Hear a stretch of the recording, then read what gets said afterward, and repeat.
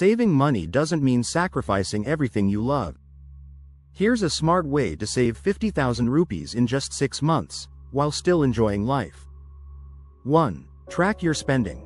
Start by tracking every rupee. Use apps like Money Control or GoodBudget to see where your money's going.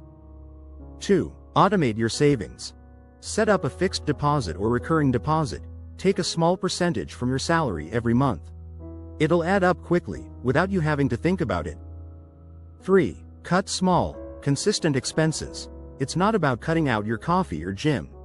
It's about reducing unnecessary subscriptions, like unused apps or odd services. 4. Side income for more savings.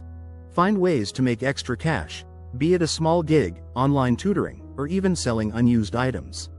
The extra money will pile up. Now, you don't have to live like a monk to save. Just be smart with your money, and watch your savings grow. This is Grow with Tejas. If you want more smart money hacks like this, hit like, share, and subscribe for weekly tips.